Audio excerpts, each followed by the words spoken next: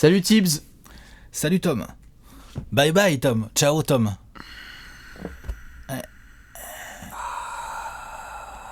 Les Wolves J'aime et pas parler de licenciement, Alex. les Wolves et le timing, c'est quand même une histoire chelou cette année. Clairement. Ah, la vache. Les mecs dînent à 11h du mat.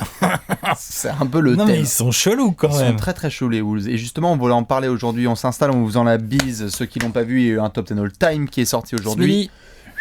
On s'est fait plaisir notamment Dans sur le les bon joueurs très timing. athlétiques comme Tom À midi. Thibodeau. Tout à fait. Voilà. Nous, on respecte notre timing. Voilà.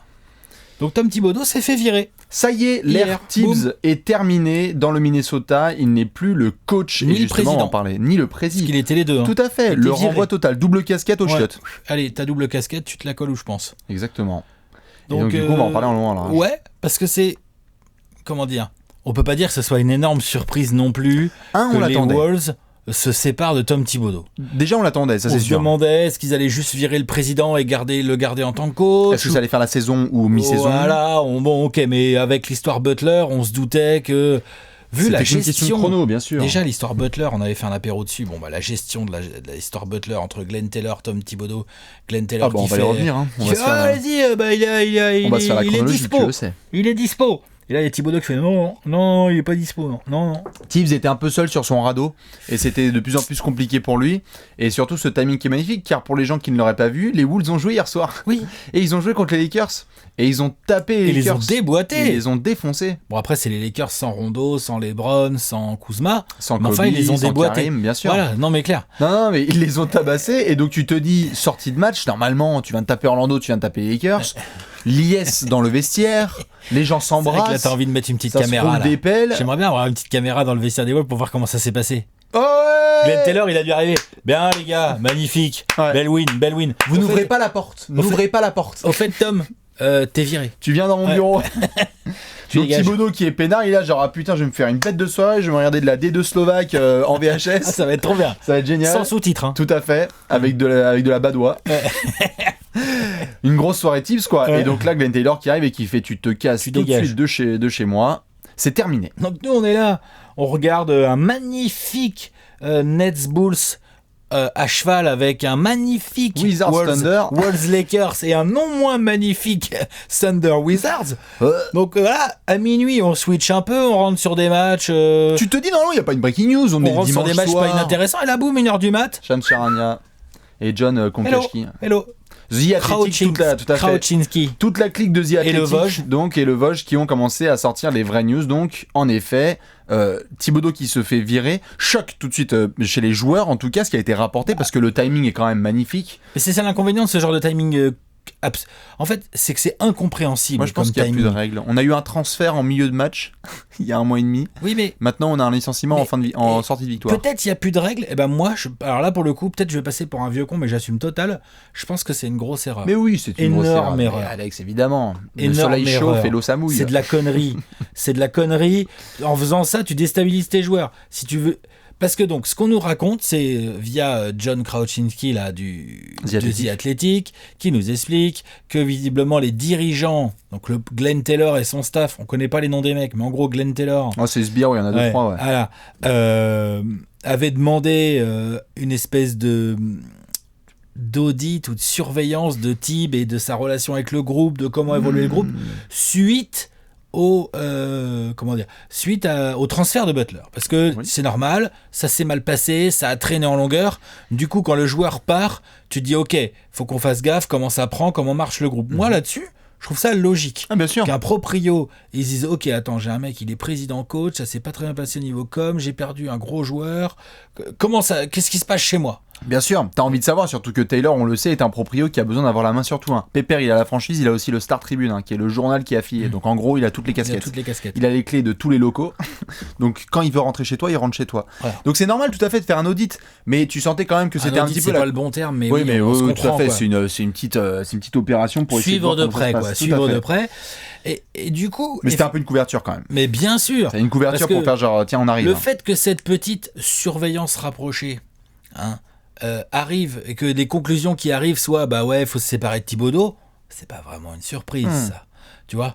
Par contre, le côté genre je te vire 15 minutes après avoir fait un blowout des Lakers, oh là là.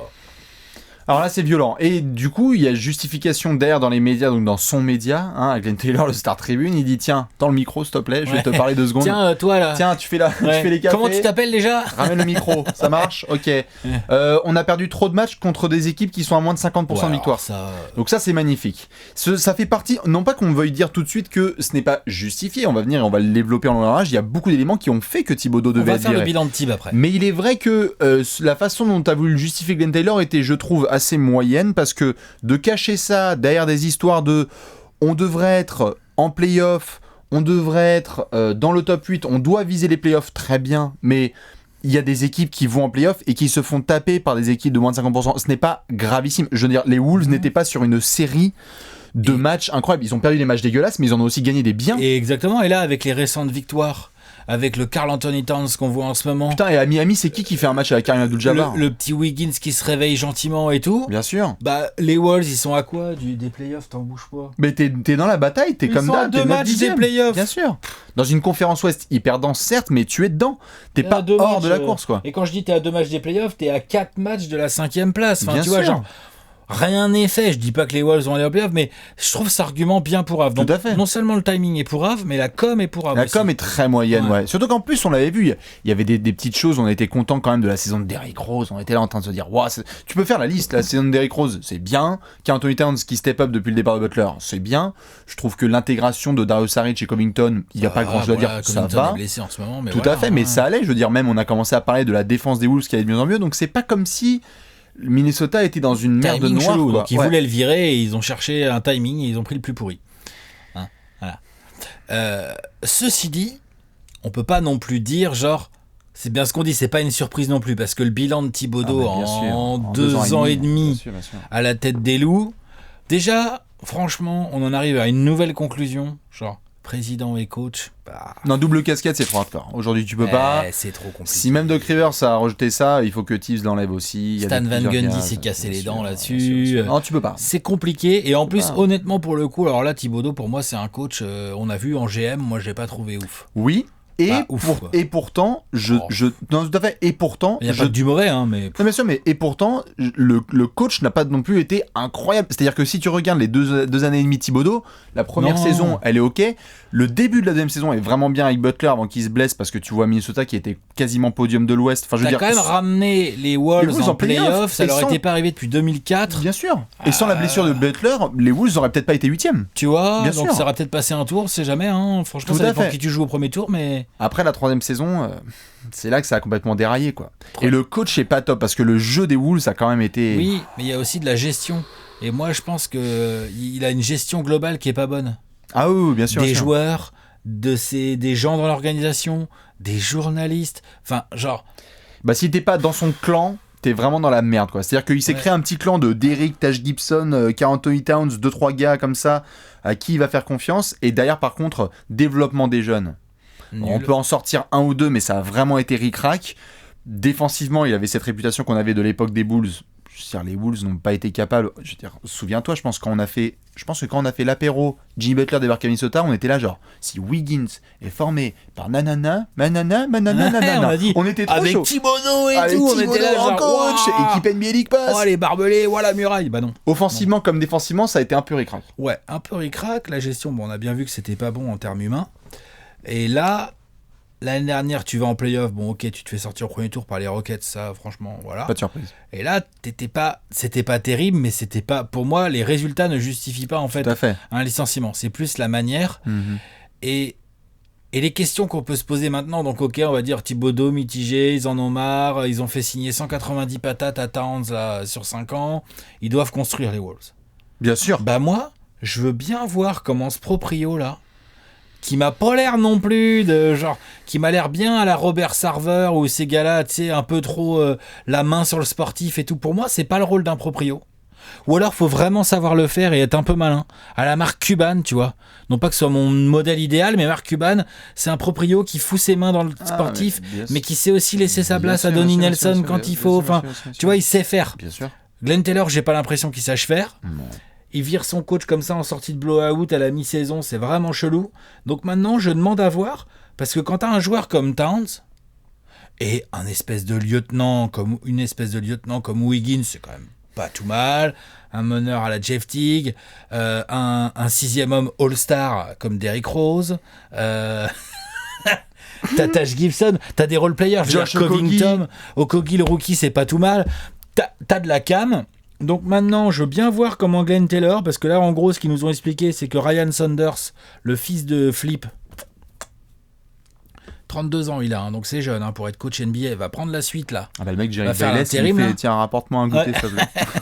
Il est 16h, mets-toi à table. C'est un enfant, bien sûr. C'est trop ça. Et Scott Layden, qui était déjà GM sous la présidence de Thibodeau, va garder son job. Donc en gros, il n'y a plus de président, il y a un GM pour l'instant. Tu gardes la triangulaire à la tête. Voilà, c'est ça. En gros, Glenn Taylor, il garde des gars qui vont faire ce qu'il leur demande de faire. Il garde CEO, prési et président. Non mais c'est des gars surtout. Bien sûr, bien sûr. Je pense qu'avec Thibodeau, c'est un peu plus compliqué. Thibodeau, tu lui dictes pas tout ce qu'il doit faire de sa journée. Ça me paraît. Ceux qui te gueulent dans les oreilles. C'est pas le genre. Là, je pense que ça va être différent. Donc je demande à voir comment les Wolves peuvent. Je te pose la question comme ça, tu vas pouvoir y répondre, Bastien, en long et en large. Comment les Wolves vont faire pour construire une vraie team, une vraie super team autour d'un super joueur comme Monsieur Karl Anthony Towns? Eh bien, premier rappel, si vous êtes fan d'une franchise qui a un proprio correct et qui connaît son travail, vous pouvez dormir peinard. Parce que comme vient de le dire Alex, ça pose tout de suite des problèmes pour se projeter. Quand tu essayes de te projeter et de savoir comment est-ce que tu peux attirer des gens, ce qui se passe, il faut comprendre que ce qui se passe avec les Wolves notamment aujourd'hui, et même depuis quelques mois, les joueurs qui sont autour de la ligue entendent ce qui se passe. Ça te donne pas envie d'aller forcément dans le Minnesota. Tout talentueux que soit Karl Anthony Towns, t'as pas envie d'être dans une situation où ça peut être le bordel, où il peut y avoir des stars qui viennent et qui disent à l'entraînement, moi je prends l'équipe B, et je te défonce et je vais niquer vos darons.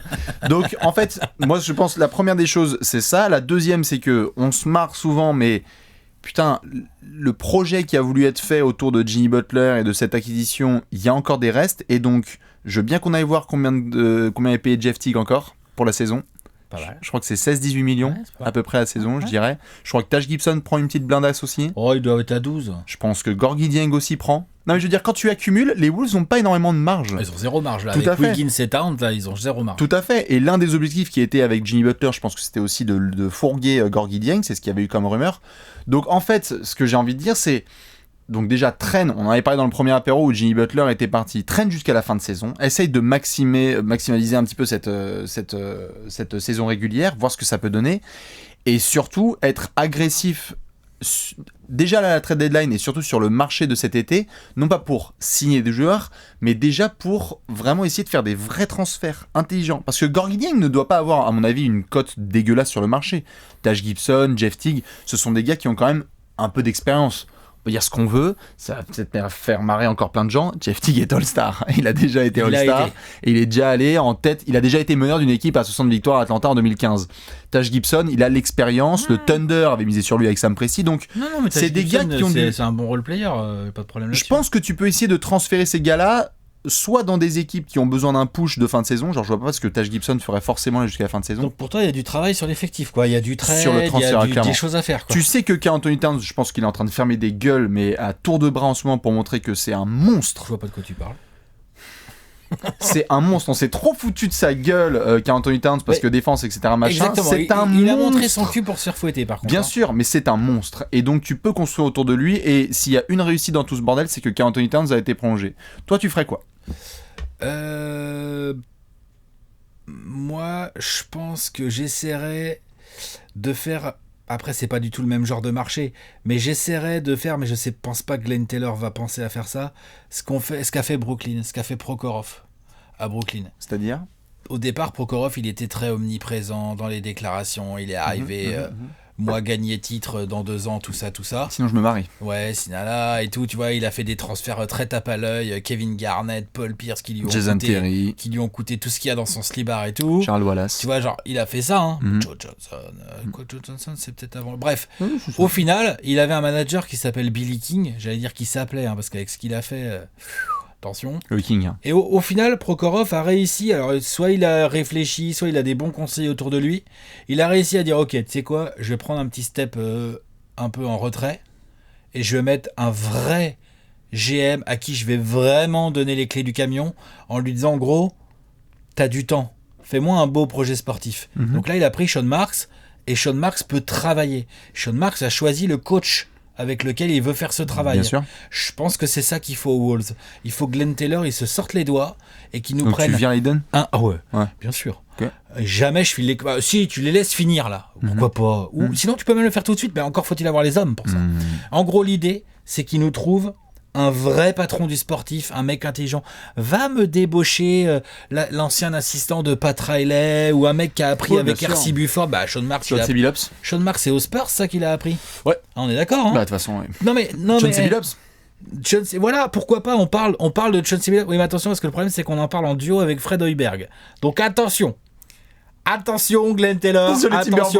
Attention. On sait pas lequel va être coach, on sait pas lequel va être GM là-dedans. Attention. Ça peut vite être le bordel. Mais ce que je veux dire, c'est que les Wolves n'ont pas le choix. C'est pas un assez gros marché pour pouvoir se permettre de dire façon Lakers ou façon Bulls, pourquoi pas un jour, tu vois, genre les stars vont finir par vouloir venir chez nous, on va travailler, on va drafter, on va faire venir des jeunes. Non, ils doivent avoir une stratégie sur le long terme, ils doivent avoir un vrai travail qui est fait, dumper des salaires de merde comme t'en parlais, accepter de récupérer des contrats expirants, lâcher peut-être un petit tour de draft par-ci, en récupérer des moins bien par... Enfin bref, un bricolage, ça s'appelle un travail de président des opérations basket, de GM, comme vous voulez. Et donc cette personne, il faudra qu'elle choisisse un coach et qu'elle lui donne lui aussi du temps. En gros, il faut que le président il donne du temps à son GM, que le GM il donne du temps à son coach et que ça travaille autour de Karl Anthony Towns. Ouais, après le problème c'est que Taylor est tellement omniprésent. Tu le vois toi-même avec ta franchise. Et moi je disais ça pour les Suns, je disais c'est ce qu'il fallait faire. On a vu, ça a vachement bien marché. Le mec il a viré le GM 2 semaines avant la reprise. Ouais. Espèce de débile. Et aujourd'hui on dit pas grand-chose sur Kokoschkov, malheureusement. C'est ça, bien sûr, c'est chiant. Le pauvre Kokoschkov, qu'est-ce que tu veux que je te dise ? Le pauvre.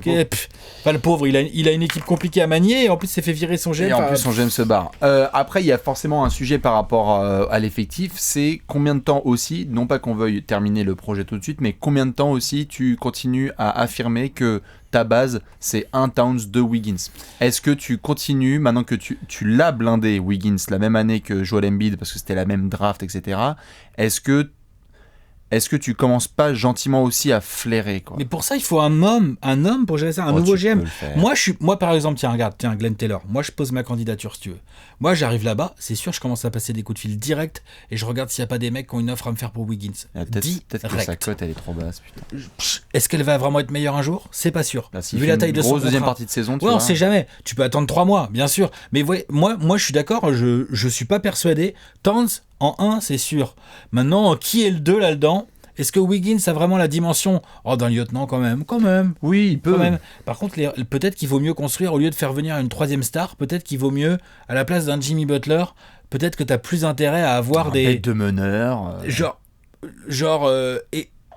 sais pas, essaye de récupérer Kemba Walker.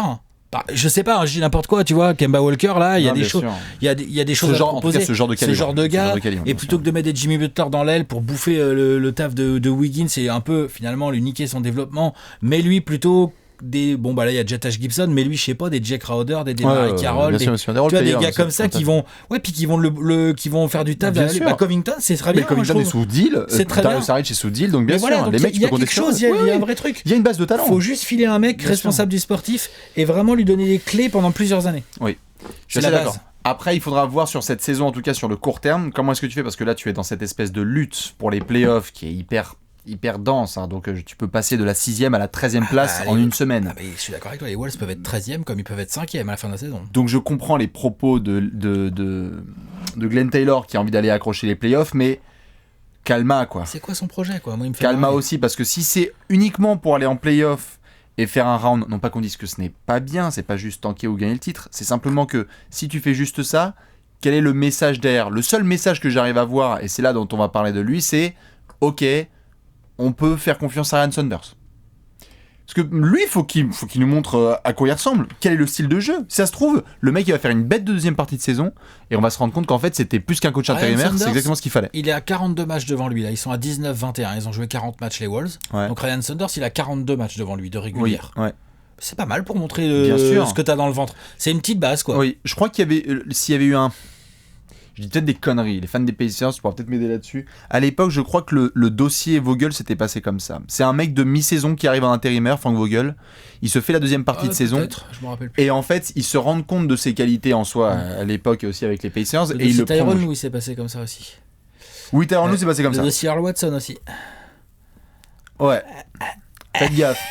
Attention, hein. Faites gaffe avec les intérimaires. Attention. Surtout qu'il a 32 piges. Hein. Non Take pas qu'on care. dise que c'est interdit d'avoir moins de 35 ans et de pas être tu coach peux être un NBA, très mais bon coach et avoir même pas mais c'est 35 chaud. piges, mais attention, c'est pas facile. c'est très cool que ce soit par contre le rejeton de Flip, quoi. Ça, c'est Le quand truc, même c'est sympa. qu'il a une espèce de légitimité grâce à son nom de famille chez sûr. les Wolves, Oui, ce qui est puis normal. il est pas là depuis avant-hier. Donc ça, c'est Exactement. cool. Il y a quand même quelques années. Donc voilà. Bon. Ouais. Et Thibodeau, par contre, là, je pense que il y a encore quelques temps avant qu'il revienne en NBA, hein, je pense. Je pense qu'il va falloir attendre un Ouais, petit il peu a avant pris qu'il reprenne un cher, poste. là. Je pense Ouais. qu'il a pris trop cher au niveau de son Là, image. je pense qu'il va regarder Cro-Blanc en boucle pendant un mois déjà pour commencer. Ah ouais, clairement. Non, il va pas avoir le choix. Hein. Je pense Après, qu'en effet, il va regarder être en le Pacte exil. des loups. Tout à fait. Après, il va regarder Danser avec les loups. Tout à fait. Après, il va faire le loup de Wall Après, Street. il va regarder Wolverine. Pardon. Malheureusement. Salut Tom. Non, désolé, On pense à Tom toi. Thibodeau. Ouais. Il va falloir rester un petit peu chez Pôle emploi. Et puis nous, évidemment, on va suivre les prochains matchs des Wolves. Là, il y en a quelques sympas. Hein. Le Thunder, les Mavs, les Pelicans, les Sixers, les Et Spurs. ils ont un petit, programme en plus. Vous ça connaissez le Trash Talkers. C'est clair. Bon courage aux fans des Wolves et à la prochaine avec Allez, Tips. ciao, À la ciao. prochaine, ciao.